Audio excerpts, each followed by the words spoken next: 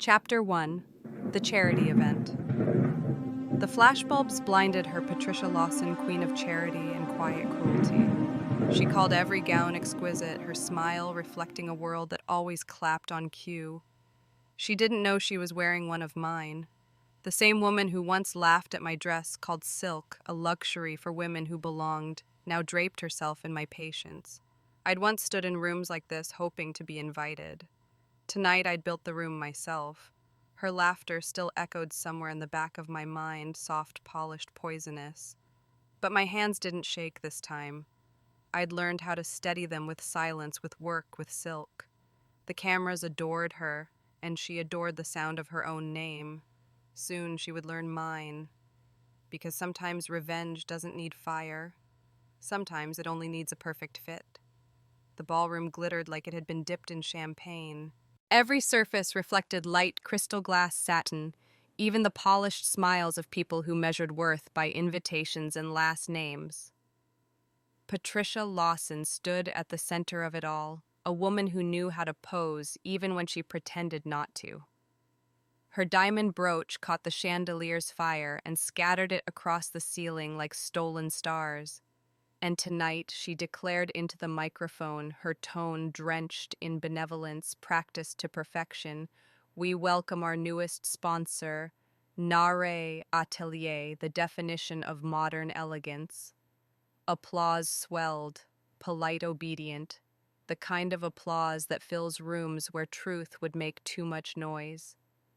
On the runway, models glided through golden light in storm gray silk and gold thread embroidery. The logo shimmered behind them, black on gold, minimal, commanding.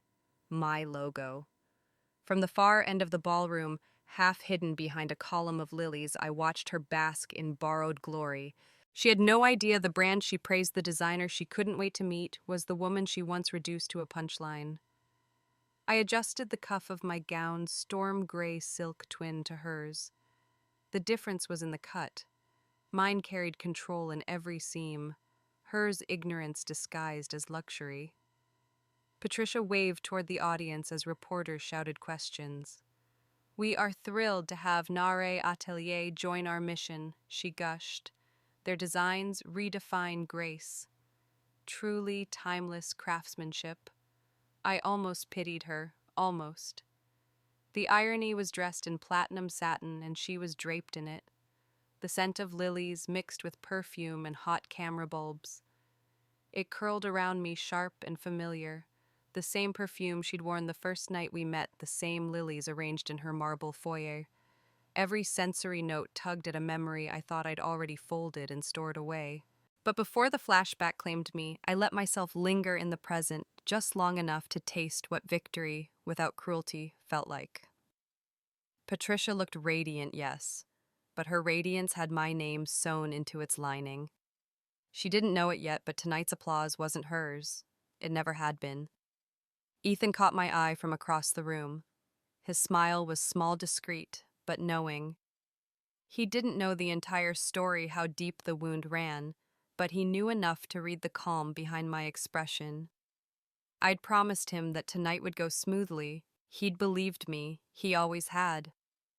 The host tapped the microphone again. "After this brief presentation, we'll meet the designer herself, the creative mind behind Nare Atelier." A ripple of curiosity traveled through the crowd. Patricia straightened in her seat, lips parting in excitement. "I simply must meet her," she said to a journalist beside her. "Anyone who understands luxury at that level deserves my personal gratitude." I smiled to myself. Gratitude would come. Recognition, too, just not the way she imagined. From the shadows near the press table, I watched the scene unfold, the laughter, the champagne flutes, the hierarchy of polite envy. Everything gleamed a little too bright, as if the light itself were trying to hide the cracks. I'd attended enough of these galas to know how elegance becomes armor. Patricia wore hers like chainmail, every diamond a defense against irrelevance. Beneath all the glitter was a woman terrified of losing her place in a world that only loved her while she sparkled. When she mocked my dress that night at her table, she wasn't simply insulting me. She was protecting her throne. And tonight, unknowingly, she'd crowned me instead.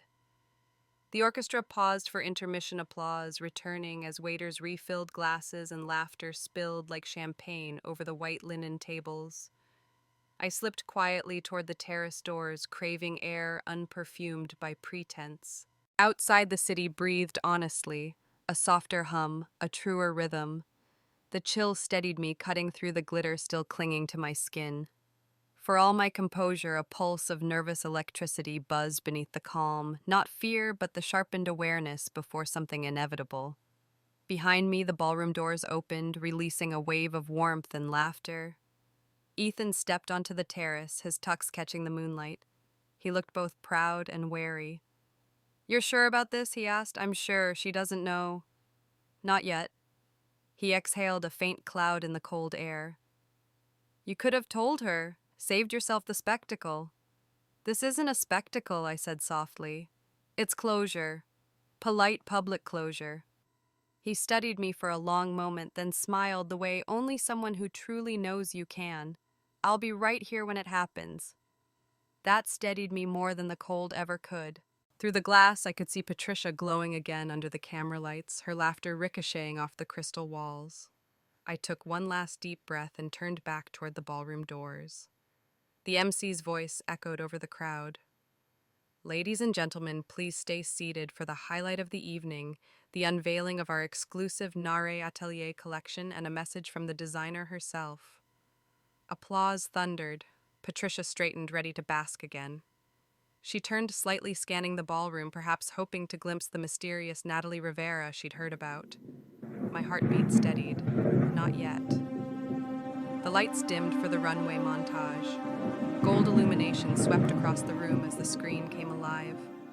Models moved in slow motion, gowns rippling like liquid moonlight, my designs, my story, every stitch whispering patience, precision, payback. Patricia clasped her hands together. "Exquisite," she breathed. From my seat near the back, I whispered the word with her, matching her tone.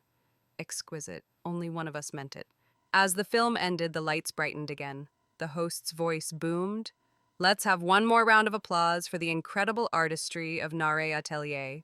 Applause swelled once more, rising around Patricia like an embrace she believed was hers alone. I didn't stand yet. I let it crest and fade like the sea drawing breath before a wave breaks. Soon that wave would reach her. For now I remained still, composed, invisible, patient.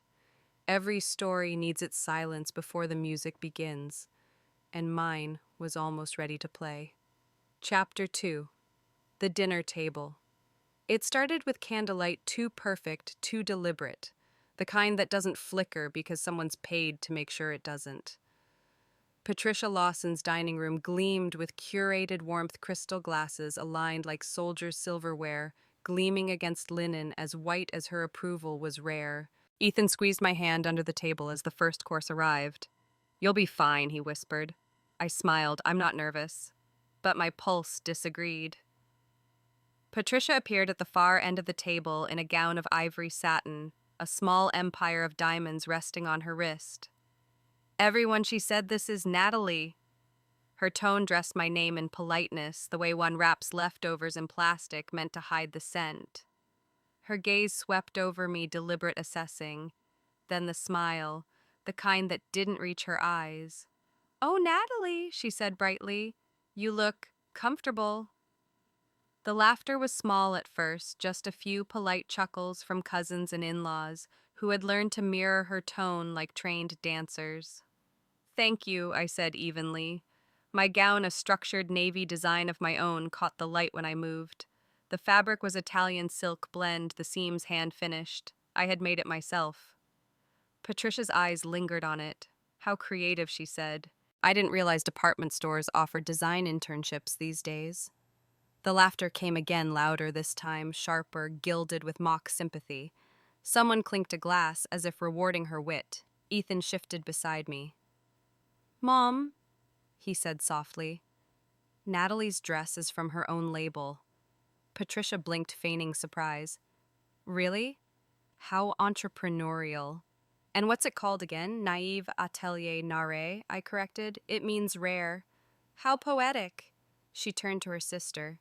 Isn't that lovely, Marjorie? Rare, like one of a kind, bless her heart. Marjorie smiled the way polite people smile at stray dogs, affectionate but distant. The waiter poured wine. I declined, choosing water. It gave me something to hold, something to anchor me as questions followed like a firing line. So Patricia continued, "Where did you study design? Or is this more of a natural talent situation?" "I studied in Milan," I replied. "Milan!" she exclaimed, voice sugar dipped and sharp. "How delightful! I suppose that's where all the aspiring designers go, isn't it?" Someone across the table, a nephew perhaps, laughed too loudly. Ethan shot him a glare, but it bounced off the polished air of civility. I looked down at my plate, the silver reflection splitting my expression in half composure above quiet fury beneath. Ethan tried to pivot the conversation. "Natalie's work has been featured in several magazines," Patricia interrupted. "Fashion or lifestyle, I do love those human interest pieces about small businesses." Her words landed softly like feathers until you realized the feathers were tipped with glass. Dinner continued, each course a new opportunity for her to test the weight of my restraint. She asked about my apartment in New York, about how difficult it must be to afford such a space on a creative income. When I mentioned my recent boutique opening, she smiled sweetly and asked if I sold online, for budget-conscious shoppers. By the second course, I understood her rhythm. Patricia wasn't cruel by accident. She was performing. This was theater, and the audience, her family, needed a show. Ethan's jaw tightened. "Mom," he said, voice low but firm. "That's enough." "Oh, Ethan," she replied with a laugh that sparkled like the silverware I'm just making conversation. "You're so sensitive." Dessert arrived, chocolate souffle, dusted with sugar, delicate and hollow. I barely touched it. That's when it happened, the final act. Patricia leaned back in her chair, glass of wine poised elegantly between her fingers. She said, voice loud enough to carry, "I do admire your confidence, Natalie. To design your own clothes and wear them in public, that's brave." The table stilled. Her tone wasn't admiration. It was a challenge wrapped in a smile. Someone, Marjorie again, perhaps giggled behind her napkin. Another guest whispered brave like it was a joke everyone got but me. I felt the heat rise to my face. Not from shame, never that, but from the effort of not reacting.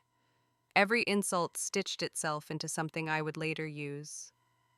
I set down my spoon carefully. "Well," I said, keeping my tone even, "I believe you should wear what represents you." Patricia's lips curved. "Then I suppose you succeeded perfectly." Laughter burst around the table, loud, effortless, the kind that leaves no space for dignity. Even the waiter, caught mid-pour, froze for a moment, unsure whether to laugh or vanish. Ethan stood abruptly. "That's enough." His chair scraped against the floor, slicing through the noise. "You've made your point." The room fell quiet, the kind of silence that hums with embarrassment. Patricia's face softened just a touch.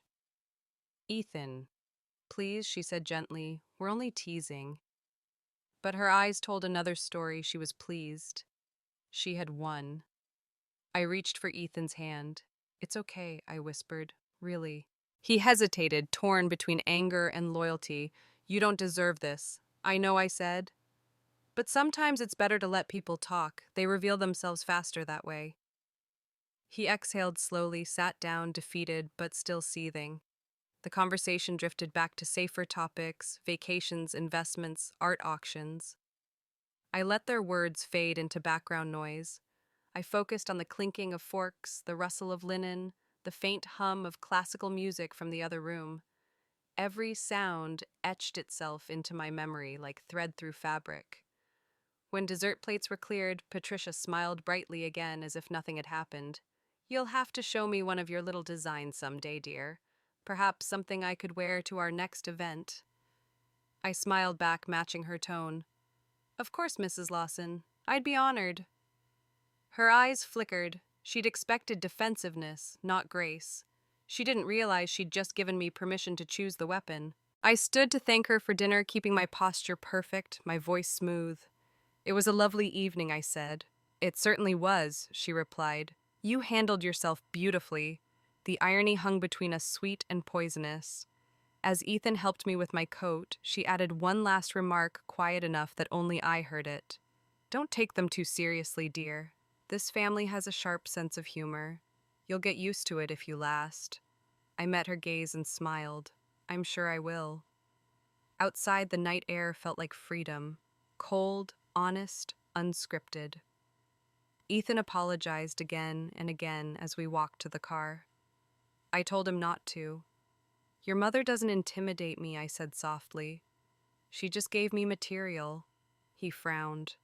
Material. I looked up at the stars scattered over the city. Every insult is fabric, I said. You just have to know how to cut it.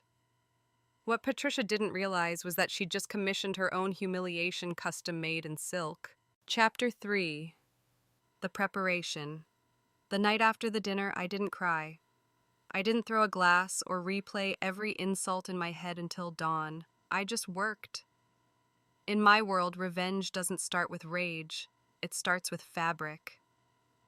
The next morning, I unlocked the door to my studio, the one-room atelier tucked above a flower shop in Soho, and let the silence greet me. It smelled like thread dust, espresso, and resilience. Rolls of silk leaned against the wall like patient witnesses waiting for me to decide what they would become. The city outside was still half asleep, but inside the hum of my sewing machine felt like a heartbeat returning to rhythm. Every line Patricia had spoken echoed faintly. How creative. A hobby. You'll get used to it if you last. I threaded the needle. 6 weeks. That's how long it would be until her next charity gala, the Hearts and Hearths annual fundraiser. I'd heard her mention it between sips of Bordeaux, boasting about the guest list politicians' heiresses, a senator's wife. The perfect place to be seen, she'd said. Fate, it seemed, had exquisite timing. By the third morning, I was sketching until my wrist ached. Not for her, but because working made me forget her voice. The irony was that every insult she'd given me found its way into a design. The structured bodice's control, the clean lines restraint, the gold thread embroidery power disguised as beauty. When I looked at my sketches laid out on the drafting table, I realized something new. Her cruelty had refined my art. 3 days later, an email arrived. Subject: sponsorship, opportunity for Hearts and Hearths annual fundraiser. I almost deleted it until I saw the sender. A PR agency called Covell and Strauss, acting on behalf of Mrs. Patricia Lawson. I read it twice. Would Nare Atelier be interested in becoming a featured sponsor for the upcoming event? They admired my aesthetic of subtle luxury and wished to collaborate on a limited collection for the gala showcase. For a full minute, I just stared at the screen. Then I laughed. Of course, Patricia hadn't written the email herself. She didn't have to. Women like her hired middlemen to translate entitlement into invitations. Still, the irony was delicious. She was reaching for my label, unaware she already held my name between her fingers. I reread the message and smiled. Yes, Patricia, let's collaborate, but on my terms. I responded through my operations manager, Elise, avoiding direct contact. Patricia never looked beyond the logo. To her, Nare Atelier was just another elegant brand to adorn her event program, a name to lend prestige to her cause. She didn't realize it was mine. Over the following weeks, my days blurred into a pattern of sketches, fittings, and quiet satisfaction. I assembled a team of 3 seamstresses from my old fashion school circle women who understood precision, not gossip. We worked until midnight most nights, the sound of fabric cutting through silence like truth finding its voice. I didn't tell Ethan. Not yet. He'd asked once gently if I was still upset about the dinner. I'd said no. Upset implied weakness. I wasn't upset. I was focused. Between designing and production meetings, I drafted the sponsorship agreement under my legal business entity, Natalie Rivera Enterprises, LLC. The paperwork didn't list me personally as the founder of Nare Atelier, only as an authorized signatory. That detail mattered. In fashion, discretion isn't just branding, it's armor. The PR agency handled all communication with Patricia's staff. They approved the final designs within days, gushing about the sophistication and quiet power of my sketches. They wanted every model at the gala to wear Nare, including a custom gown for Mrs. Lawson herself. I paused when I read that part, a custom gown, for her. The universe was clearly in a generous mood. Elise confirmed her measurements and preferences: platinum, satin, structured neckline, fitted waist. She asked for something elegant, but not too bold, Elise told me. She said she doesn't like designs that overshadow her. Of course she doesn't, I murmured. I designed her dress in silence. The lines were flawless, the fit impeccable. But if you looked closer, you'd notice the subtlest detail, the same pleated motif I'd worn at the dinner. A mirror disguised in luxury. Revenge. I've learned doesn't need to shout. Sometimes it whispers in silk. By week 4, the atelier was alive with energy. Gowns hung in careful order along the rack, storm gray, champagne, rose gold. Each was signed with the small embroidered tag I designed years ago, Nare Atelier, designed by Natalie Rivera. Those words had once made me proud. Now they made me powerful. At night, when the city quieted, I'd walk home past the boutique windows glowing with early fall collections. Sometimes I caught my reflection in the glass, tired, yes, but calm. I looked like a woman who had finally stopped explaining herself.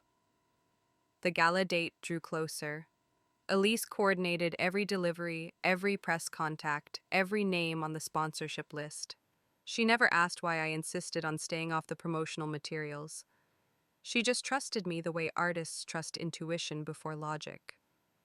5 days before the event, I received an email confirmation: final fitting scheduled. Delivery expected Friday morning. Attached was a short message from Patricia's assistant.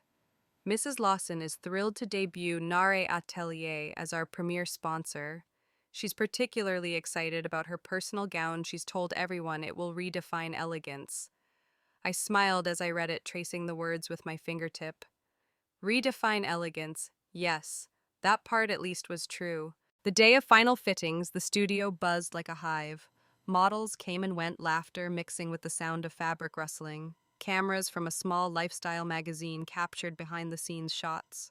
They focused on the gowns, never the designer in the background. Just how I liked it. When Patricia's gown was completed, I stood before it for a long moment. It gleamed under the warm light, an image of refinement, everything she believed she embodied. But I knew what it truly represented: the calm before revelation. Elise entered quietly. Courier's ready. Good, I said. Double wrap the satin and tell him to deliver it directly to the Lawson residence by noon. She hesitated. Do you want me to add a note? I shook my head. No, the dress will speak for itself. After the package left, the atelier felt still. Too still. For weeks, I'd poured every ounce of restraint into the project, every insult stitched into grace. And now it was gone from my hands. All that remained was patience. That evening, I poured myself a glass of wine and sat at my work table. The city hummed outside, indifferent to my small private war. I thought of Patricia unwrapping the gown of her fingers, brushing the fabric she'd once mocked, admiring the craftsmanship she'd belittled. I imagined her smiling into a mirror, unaware she was admiring the handiwork of the woman she'd humiliated. Poetic symmetry tailored to size. A week before, I might have felt anticipation. Now I just felt stillness.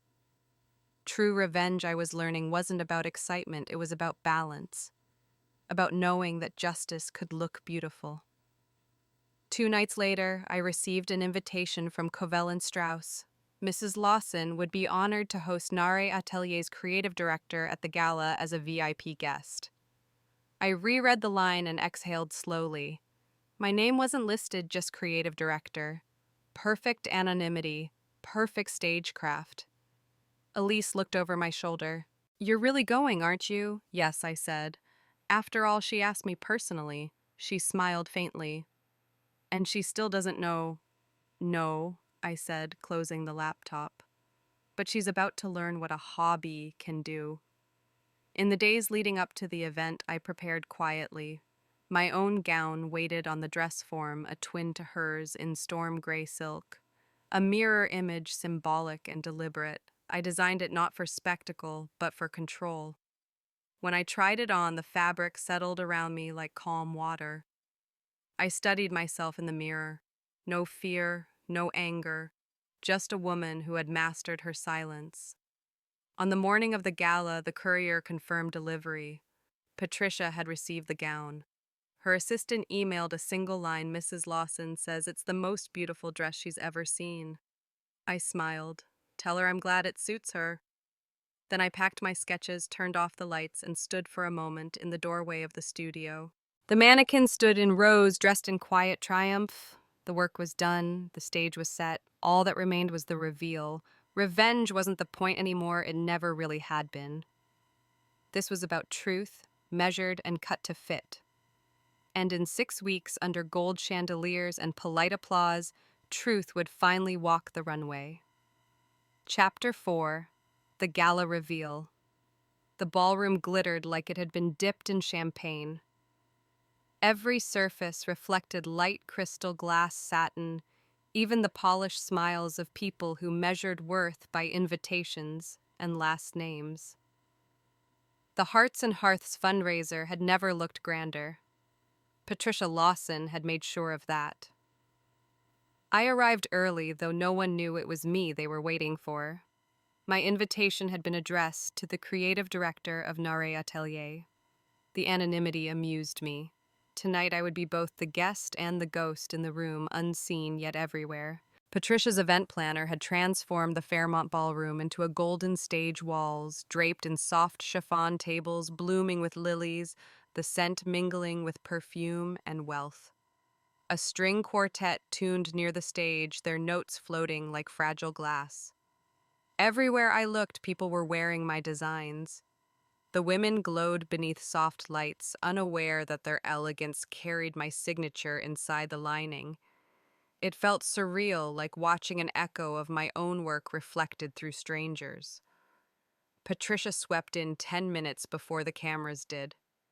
Punctuality wasn't her habit, timing was. She liked to arrive once everyone was seated, so her entrance became an event. The room seemed to tilt toward her as she entered, bathed in soft applause. She looked breathtaking, I'll admit that much. The platinum satin caught the light with calculated grace, every fold precise, every shimmer intentional. My hands had made that illusion. My patience had stitched it together. Ethan leaned close to me as the crowd turned. You did that, he whispered. I did, I said. But she'll take the credit first. He smiled, faintly shaking his head. You really planned this down to the second, didn't you? Down to the breath. Patricia made her way through the crowd, nodding to donors, greeting reporters with a smile that had rehearsed itself in mirrors. Oh, this old thing, she told one journalist, gesturing to her gown. A custom piece by Nare Atelier, simply divine. The reporter gasped. You look incredible, Mrs. Lawson. That label is everywhere right now. Patricia basked in it. Well, she said, I do try to support real talent. Her voice carried just enough to reach me. And I smiled. The orchestra began to play, and the program unfolded with the same polished rhythm as her dinner parties. Thank yous, toasts, donations read aloud for applause. I listened calm, patient. I'd waited 6 weeks for this moment. I could wait another 10 minutes. When the lights dimmed for the fashion segment, the shift was immediate. Conversation softened, attention sharpened.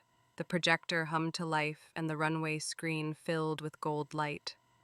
One by one, models stepped out in the Nare collection silk, whispering against marble floors, shadows dancing in embroidery. The gowns moved like secrets, keeping themselves. Every stitch, every fold, every angle told a story I'd written in silence. Gasps spread through the room. Even Patricia clapped her eyes, bright with reflected pride. She leaned toward her sister, voice proud. This is what I meant by understated class. Finally, a designer who understands restraint. Her sister nodded. It's exquisite. You should invite her to dinner. Oh, I intend to, Patricia said. I nearly laughed. The host's voice rose over the applause. And now, to honor our featured sponsor and creative partner, please welcome to the stage Nare Atelier's founder and lead designer. For a moment, I didn't move. My pulse felt calm, deliberate, as if my body knew it had rehearsed this moment 100 times in silence. Ethan's hand brushed mine. It's time. I looked up. Patricia was already scanning the crowd, searching for the mysterious designer who'd made her shine. I could almost hear her thoughts. Is she someone I know? A friend of a friend? Someone important enough to stand beside me? My heels clicked softly against the marble as I rose. Conversations faltered. The crowd turned. Patricia's eyes met mine halfway across the room. Confusion flickered first, then disbelief.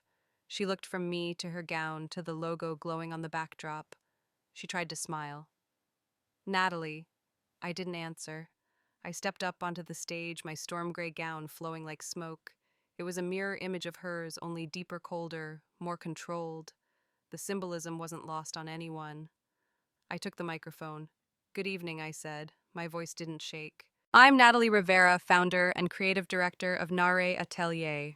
It's an honor to support this beautiful cause and to see our designs worn with such grace tonight. For a heartbeat, the room was still. Then came the murmurs, a ripple of surprise, a flash from a camera, then another. Reporters whispered, comparing notes. A journalist near the front mouthed, "Is that her?" Patricia's smile stiffened the diamonds at her throat, catching light like tiny traps. She clapped once, twice too loudly. "Well," she said, laughter threading through tension, "this is a surprise." "Yes," I said softly, "it is." I turned toward the audience. Nare Atelier began as a dream, a belief that elegance doesn't have to shout to be heard. It only needs truth sewn carefully, shown honestly. Applause began tentatively, then grew stronger. Patricia joined in, still smiling for the cameras.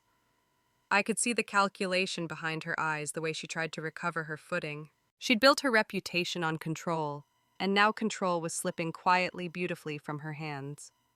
I ended my speech with the practiced calm of someone who no longer needed permission to exist. Thank you, Mrs. Lawson, for inviting us to be part of your event. I hope tonight's collaboration reminds us all that grace is more than what we wear, it's how we treat others when no one's watching. That line landed like a thread snapping. The audience applauded again, longer this time, real this time. Patricia's expression faltered, her eyes darting to Ethan, who sat at the edge of the table. He didn't hide his pride. His hands came together steady and sure. He was clapping for me.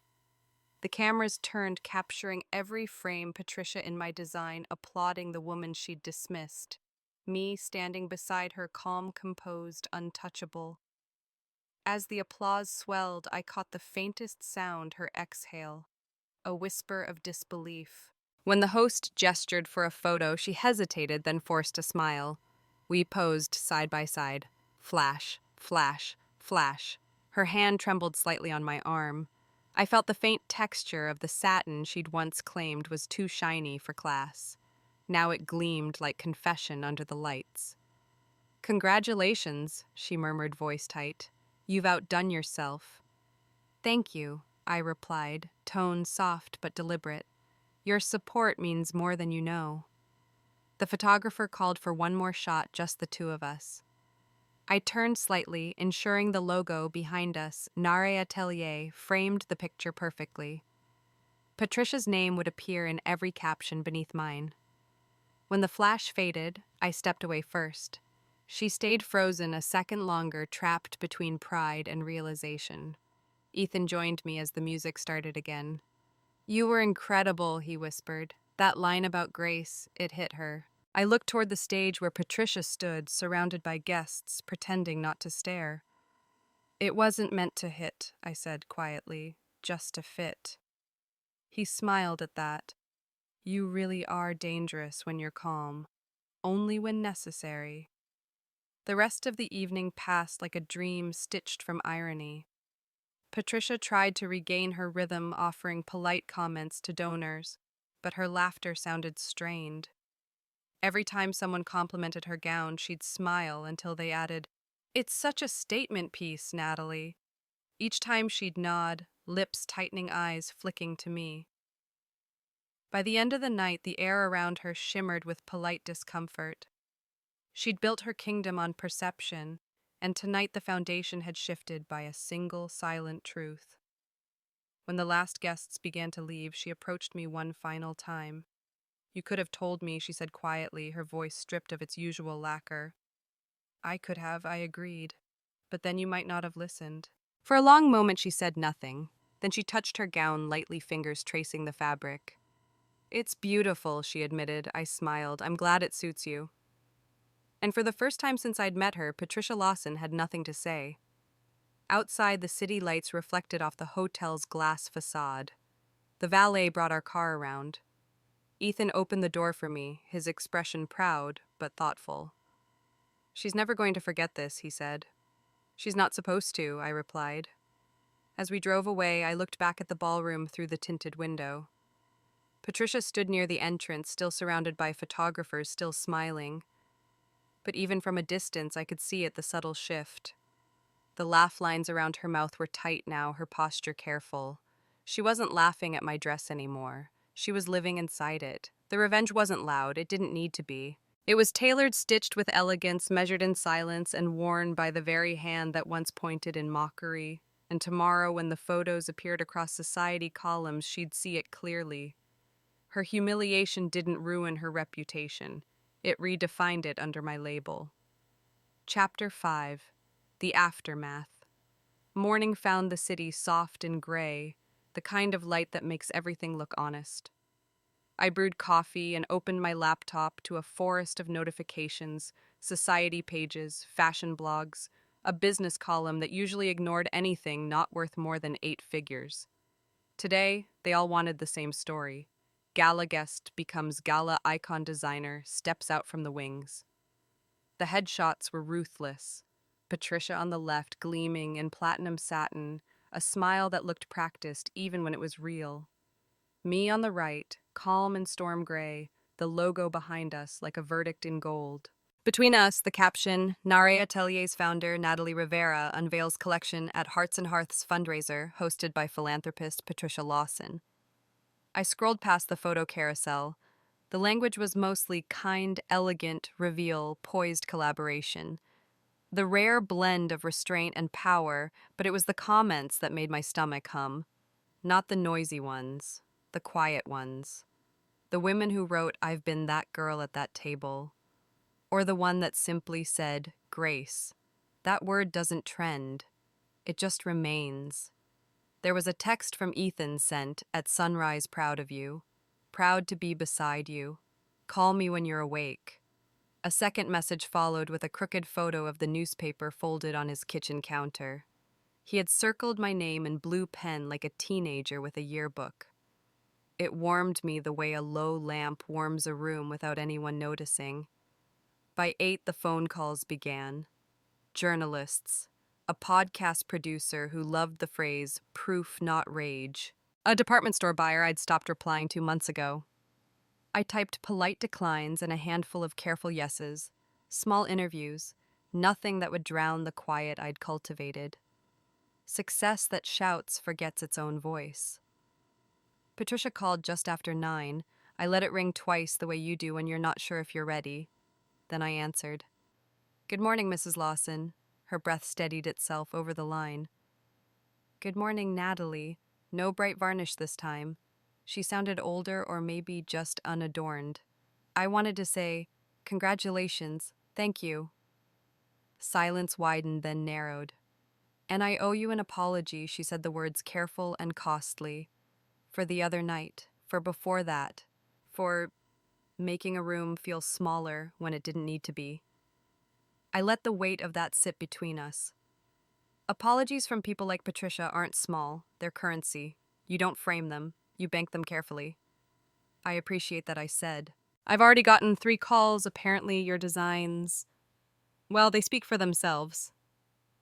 A brittle laugh. The press keeps pairing my name with yours. I suppose that's what happens when you clap on the wrong beat. It's what happens when the right name is finally attached to the right work, I replied.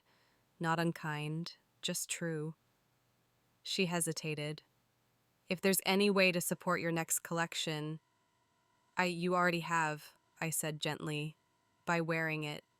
A small exhale, perhaps relief, perhaps the realization that there were no more maneuvers to make. I made a donation this morning, she said, voice returning to the floor it knew. To the scholarship fund you mentioned on your site, the one for young makers. I closed my eyes, surprised she'd found it.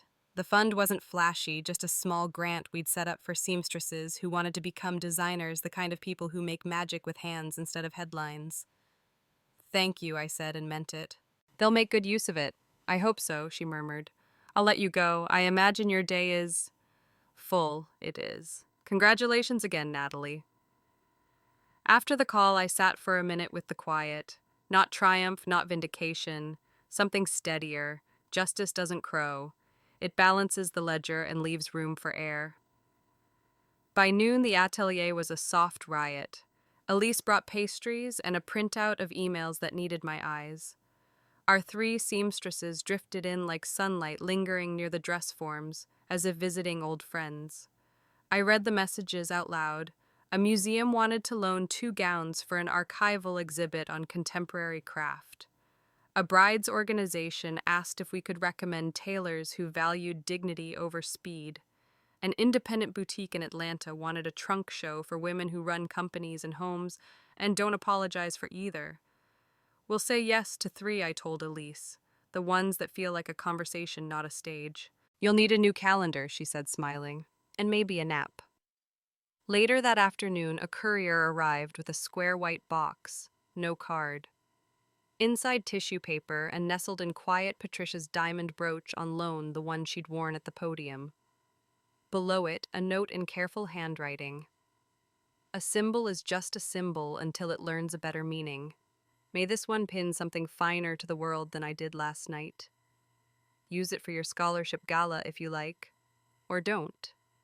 Thank you for making me look as graceful as I did not feel. P.L. I lifted the brooch. It caught the same clean light it had stolen the night before, but it looked different resting against cotton and humility. I closed the box and placed it in the drawer where we keep our best needles. Evening folded the day into gold. I locked up the studio, the mannequins standing quiet like saints in borrowed robes. On the walk home, the city felt like a dress that finally fit, no tugging, no apology, just ease. Ethan was waiting on my stoop with 2 paper cups and a nervousness he tried to hide. We need to talk, he said, smile failing to play it cool. I laughed. That's never how something calm starts. Then I'll say it calmly, he replied, climbing the steps 2 at a time until we were level. He set the coffee down, took my hands, and did not kneel. He just stood steady. Marry me. My mouth opened on a breath I didn't know I'd saved. Right here, with sidewalk gum and last night's glitter, with exactly this, he said, with the truth that fits. There was no ring yet. There would be one later when the stores opened and the salespeople offered velvet and adjectives. For now there was a promise and 2 warm palms and the kind of quiet that makes a future audible. Yes, I said. He kissed me like it was a contract you sign with breath. When we parted, a woman passing by clapped once and didn't stop, which is the most honest kind of blessing a stranger can give. We celebrated with takeout on the floor of my half-furnished apartment because success hadn't remodeled me. He asked about the call with his mother. I told him the truth. She apologized. She began, I said. Beginnings count. He nodded, eyes softening the way they do when a good man recognizes the exact size of a complicated thing. Do you want me to talk to her later, I said, when it's about us, not about last night? He leaned back against the sofa and grinned. You and your timelines. Someone has to make the seams meet. A week blurred into a month made of emails, fittings, and the occasional late-night headline I didn't read. Patricia sent a handwritten invitation for dinner. No photographer, no guests, just family. We went. She wore navy crepe understated and lovely, and spoke the way people do when they know their words might stop mattering. She asked about the scholarship. We told her about a girl from Queens who could sew a blind hem with her eyes closed and wanted a chance to learn drafting. Patricia listened without interrupting. That was new. When dessert came, she did not perform. That was newer. At the end of the evening, she stood on the front steps and wrapped her shawl tighter like humility had a temperature. You are good for him, she said, looking at Ethan but speaking to me. You make him quieter, more himself. Your son does that for me, too. She smiled smaller and more honest than I had seen. Bring me a dress, she said. Not for a gala. Something for an afternoon where no one asks for anything. I will. In the months that followed, our label grew not like a shout, but like a garden. A museum borrowed the storm gray gown and wrote the right words beneath it. Two of our seamstresses took night classes in pattern making and cried when they passed. The scholarship fund turned away no one who could prove they had made something with their hands. I spoke at exactly one panel because the organizer promised the dress code was whatever let you breathe. We never put the brooch on a runway. We used it to pin a card to a corkboard at our scholarship showcase. The card said in thin black letters, "The difference between costume and clothing is who it serves." Sometimes we saw Patricia at small events, the kind that feed shelters without photographers. She arrived early and left without lingering. Once she sat between two young designers and asked how to tell the truth with a hem. I pretended not to notice Ethan noticing her. Mothers and sons are a seam too, even when they are mended twice. And on a Tuesday that looked like any other Tuesday, our website orders doubled because some actress wore a silk dress that fit her like relief. The PR email made fireworks out of it. We didn't repost. The women who needed to find us would find us without a parade. On the anniversary of the gala, I went back to the hotel lobby alone. The ballroom doors were closed. A wedding planner argued gently with a florist about peonies. I sat on a velvet chair and wrote thank you notes to 3 people who had changed the year Elise, who kept the business honest, the seamstress from Queens who sent a photo of her first drafted bodice, and Patricia who sent quiet instead of noise. I mailed them and walked home, the city breathing around me like a good dress moving when I moved, settling when I settled. Revenge had never been the point, though it made a perfect headline. What mattered was what I could build in the space created when mockery ran out of air. A label that held dignity without screaming. A room where the smallest voice still measured. A home where a man I loved fit without effort. If anyone asked me what changed, I would tell them this. I stopped designing for approval and started tailoring for truth. It turns out truth drapes better. It forgives posture and finds spine. When Ethan and I finally went to choose a ring, the jeweler asked what cut I preferred. Something that doesn't apologize for being simple, I said. The clerk smiled like he had heard 100 versions of that sentence and never tired of the good ones. We left with a stone that caught light without stealing it. On the night we announced the engagement, nothing fancy. Just a photo on a sidewalk with coffee cups in our hands, Patricia commented a single word beneath it. Grace. I liked the way it looked there. Unfussy. Enough. If you've ever had your worth measured by someone else's mirror, I hope this story reminds you that elegance isn't a price tag or a room's approval, it's the truth you carry when no one is clapping. If it resonated, share your moment of quiet victory below. Your story might be the pattern someone else needs to finally fit.